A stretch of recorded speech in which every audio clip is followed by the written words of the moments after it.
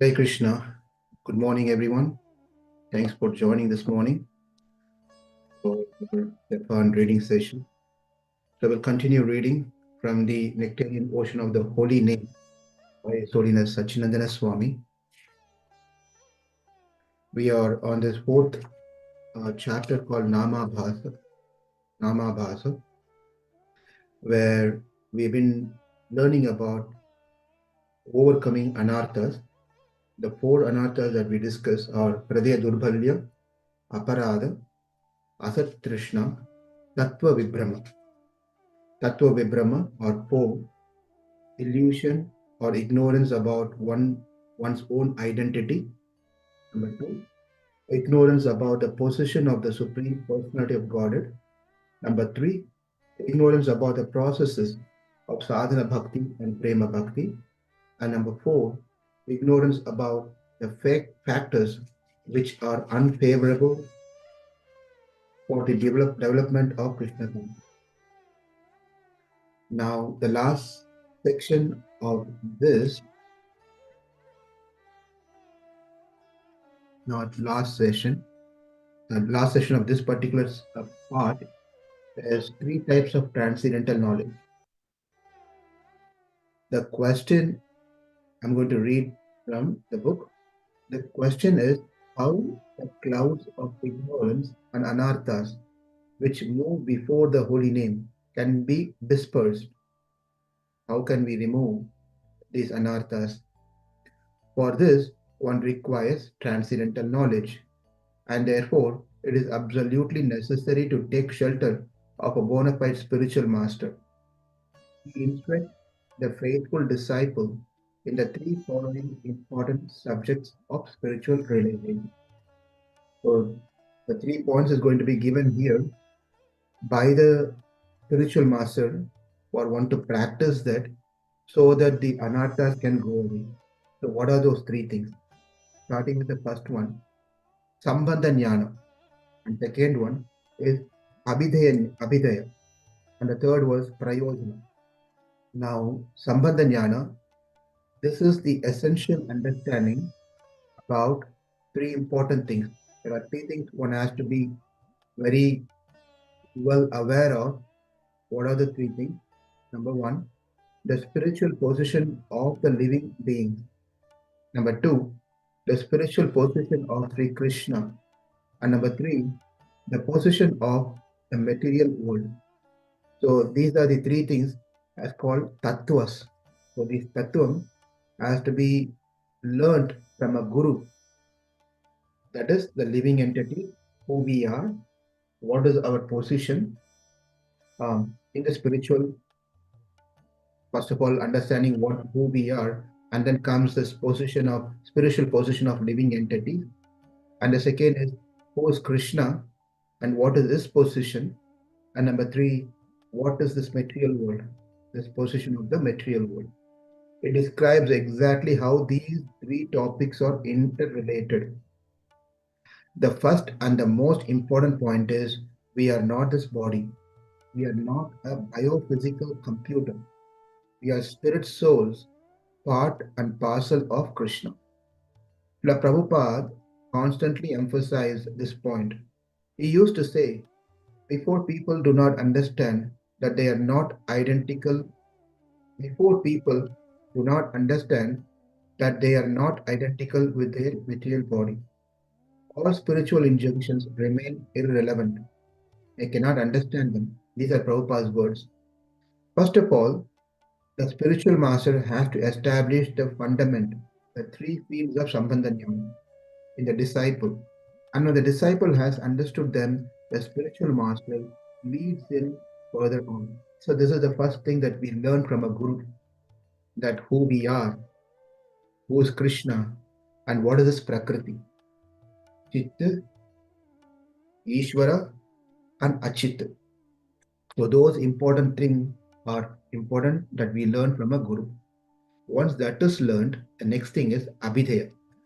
By this term, the process, the art to perform devotional service is indicated. The disciple is instructed how to properly practice the rules and regulations of sadhana. When the holy name is chanted with a strong foundation of spiritual knowledge, Sambandha Jnana, and good spiritual practice, Abhideya, it reveals more and more of its power, like the sun which slowly dissipates the clouds. The holy name will then disperse, the holy name will then disperse all our anarthas, like thirst for material objects or weakness in the heart. Lastly, Prayojana. When the disciple advances in practice, Abhideya, he will finally attain the goal of life, Prayojana. That is Prema, pure love of God. In the last paragraph, as long as the living entity is not firmly situated in Sambandha Jnana, he will continue to chant on the Namabhasa stage. If he, however, takes the shelter of a bona fide spiritual master who instructs him how to perform devotional service, then the cloud of anarthas gradually disappears and pure love of God can be awakened in his heart.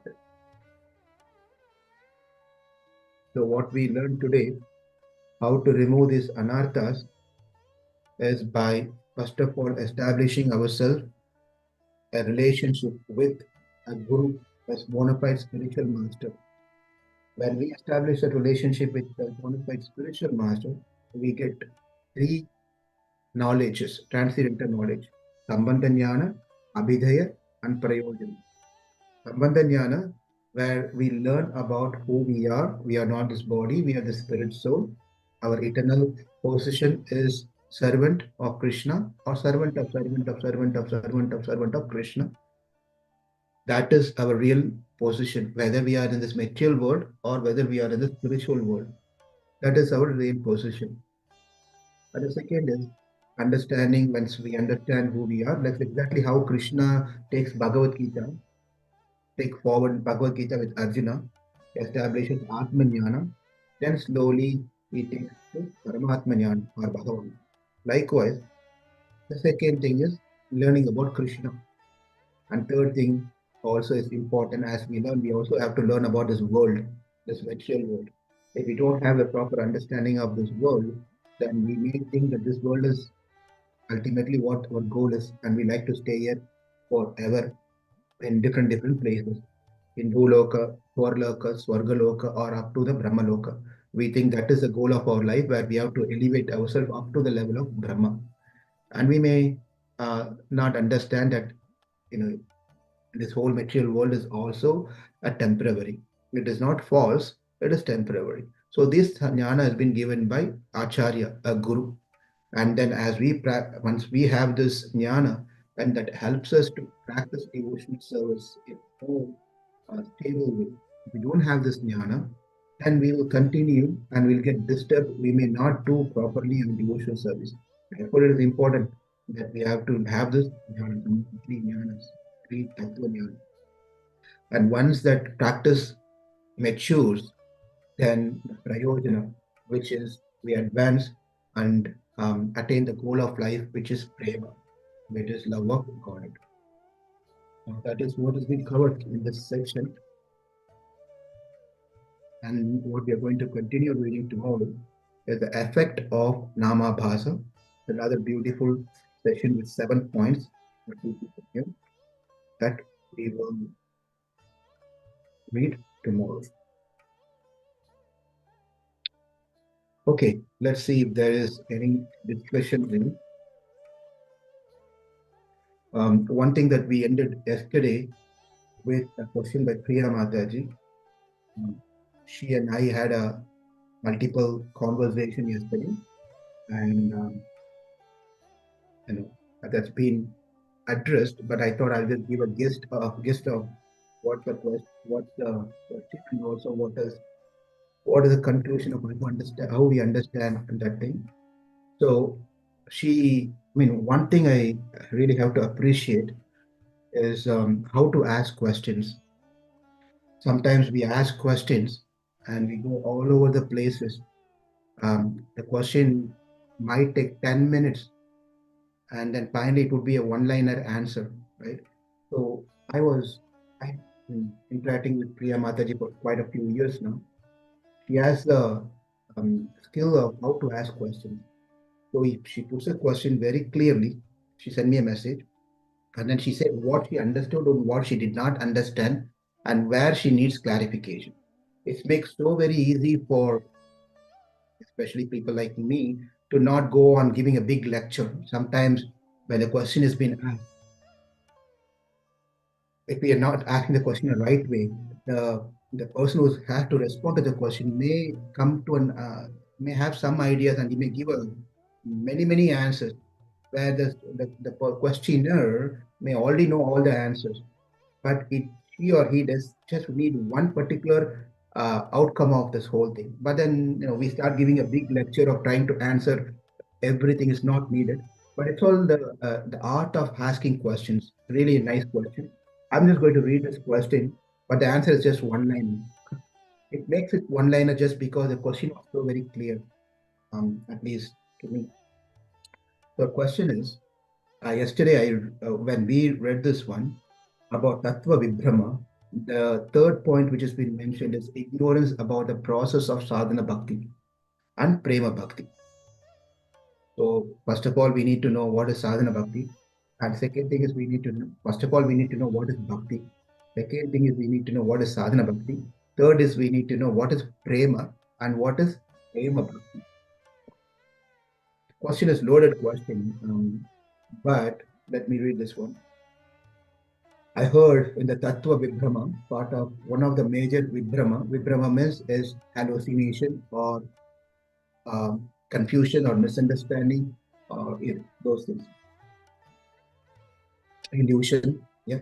Part that I heard in the Tattva Vibhrama part that one of the major Vibhrama um, is to get confused or be in ignorance between sadhana bhakti and prema bhakti. Now, sadhana bhakti is of two types. Please understand, she's also giving an answer in this, so I don't need to say anything. She's giving an answer. Sadhana bhakti of two types, Vaidi and Rahanuga. So Vaidi sadhana, I'm going to add to what she said. It's called Vaidi sadhana bhakti and Rahanuga sadhana bhakti. Okay. Each type consists of 9 stages of bhakti, starting with its Shraddha and ending with Prema. So Rahanuga Bhakti does not mean it doesn't go through the process, nine stages of Bhakti, starting from Shraddha. It also goes through the same thing. But one is called Rahanuga Bhakti, another one is called Vaidi. Now, before I go into this question further, I like to explain Vaidi Bhakti which is where Rupa Goswami explains about different um, angas or limbs of Vaidi Bhakti, starting from going to yatra, chanting the holy name, associating with the devotees, doing kirtan, listening to Srimad Bhagavatam, um, deity worship, all those things falls under the Vaidi Sadhana Bhakti. And Rupa Goswami has explained it very clearly. Another point about Sadhana Bhakti is that in Sadhana Bhakti, we don't have love of Godhead. As I told yesterday also, we don't have love of Godhead when we are practicing. We are practicing because we like it for one reason. We like Kirtan, we like philosophy, we like service, we like prasadam, whatever it may be. We like reading, we like to know, gain more knowledge. It could be whatever the reason, but not necessarily we have that love of God, that attachment. We may not have those things. Mostly we don't have that. That's a fact. In sadhana bhakti, in Vaidi Bhakti, I mean, in Vaidi Bhakti. But we follow certain rules and regulations under the guidance of Guru. And we try to practice certain things for some period of the time. And how much faith we keep on the words of Guru, that much we start progressing, that much we gradually grow in the path of Bhakti to attain the Prema Bhakti. Okay. Now, the um, second type of bhakti, sadhana bhakti, is called Rahanuga Bhakti. In Raha means attachment. Whereas Krishna says Raha Dvesha, right? We should not have attachment. We should not have hatred. But Rahanuga Bhakti is where we must have attachment. we must have love, we must have greed. Those things are really needed, but that is a different type of sadhana bhakti where I may be inspired by Hanuman, for example, and I want to develop a service attitude like Lakshmana, like Hanuman, like whoever our role model may be. So we may want to follow that. We may start doing some services in that mood. So that is also accepted, by the way. It is nothing like wrong. You understand this part? This is also good. But that also requires the same practices, same stages of the bhaktis. It's all the same like Vaidi Bhakti. In the Vaidi Bhakti, it follows strictly on the instruction. That does not mean Ragaanuga Bhakti does not follow instruction. They also follow the instructions. They also have guru, everything the same. But the mood is slightly different than the Vaidi Bhakti. There is some sort of attachment on certain hero, certain role model from like how in Tirupavai we saw, right? In Tirupavai we saw how Andal got that love of Krishna that she want to take the Gopikas of Vrindavan as a role model and follow that bhakti, right? That's a good example actually. So that is how these two differs. But Rahanuga Bhakti, the Sadhana Bhakti has two parts, which is Vaidhi Sadhana Bhakti and then Rahanuga Sadhana Bhakti. Now, in the nice, beautiful example is given where both of example where the mother showing a love towards a child and a maid servant showing care for the child, not her child. There is a child and mother giving her attention towards her child, and there's a maid servant to the same child giving her attention. It differs. One does with love, another one does without love. So the Vaidhi Bhakti is like maid servant service to the child, whereas the mother's service to the child, her child, is like Rahanuru. So this is a beautiful example. It's very nice. So let's continue here. So Prema Bhakti, um, rather, okay, Prema Bhakti is part of Sadhana Bhakti. Okay. So the confusion or the main question is about whether it is Prema or Prema Bhakti. So that is where the whole discussion started yesterday. So what is the Tattva Vibhrama regarding the confusion between Sadhana Bhakti and Prema Bhakti? So the Prema Bhakti, rather I will call it as Prema, is part of Sadhana Bhakti because there are 9 stages of Bhakti. Gradually it increases and finally Bhava and then finally Prema. But Maharaj in his Sacinandana Swami Maharaj is mentioned ignorance about the processes of Sadhana Bhakti and Prema Bhakti.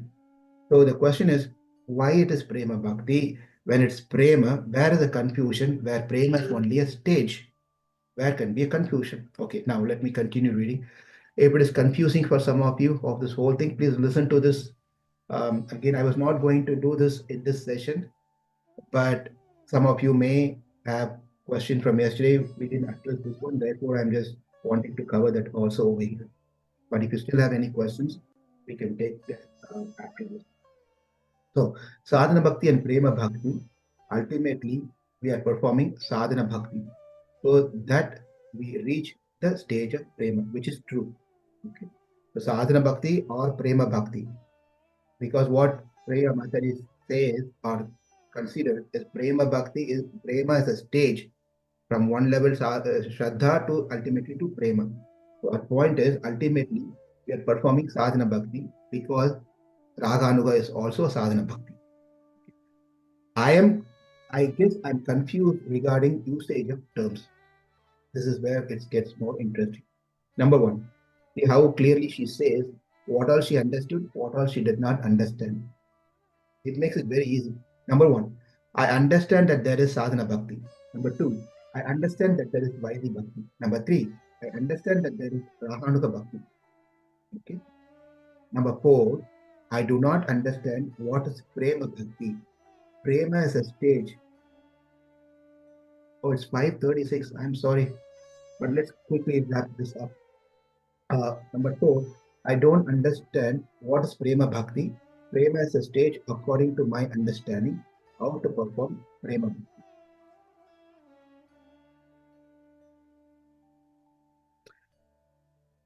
Just for your information, I understand that Jiva Goswami has explained the three bhakti sadhana, bhava, and prema. According to his explanation, we start with sadhana, then the sadhana leads to bhava, and then that bhava leads to prema, which is perfect. Right?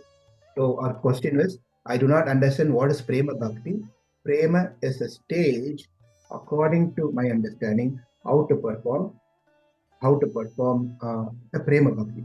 So as it is said, the sadhana bhakti qualifies. Now the answer. Let's see the answer. So the sadhana bhakti qualifies aspirant. Aspirant. We are all aspirant. We are practicing devotees, right? Aspiring devotees. That's why the group is called aspiring devotee. Sadhana bhakti qualifies the aspiring devotee so that the bhava, the eighth level, can be manifested.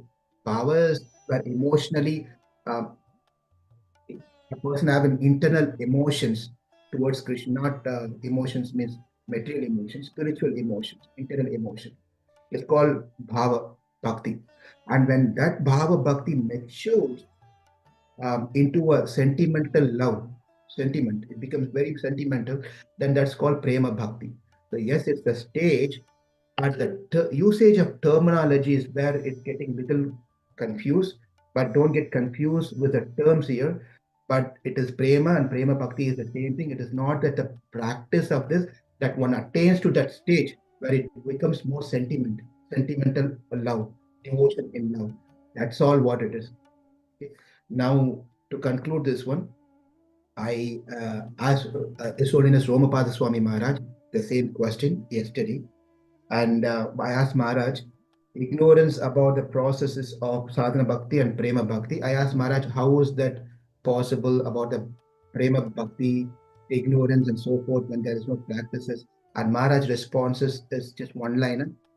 Um, I will conclude with that one. Maharaj said, if Maharaj says, if one is covered by ignorance regarding sadhana bhakti, in turn, he will be covered by ignorance regarding prema.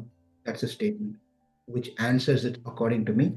It answers because if you don't understand what is sadhana bhakti, why should I practice all this thing? Why should I attend this morning program? Why should I take shelter of Guru? Guru and I, a middleman is not needed, right? All sort of different questions. Why should I chant only six? Why should I chant 16 rounds? Even chanting one round, one time Mahamantra is good enough. All the 16 rounds of chanting, you have to get up in the morning. None of these things are needed. So when we start into this mood of not understanding the purpose of sadhana bhakti, that will eventually cover us into the prema. We will not even get over there.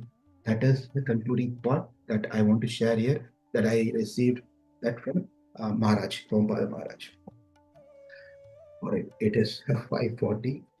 Um, I just don't want to just abruptly stop here. Priya Mataji, anything to add or Hare anything? Krishna Prabhuji, no Prabhuji, you have answered really well. Thank you so much for addressing this in the morning. Thank you, Prabhu. Hare Krishna.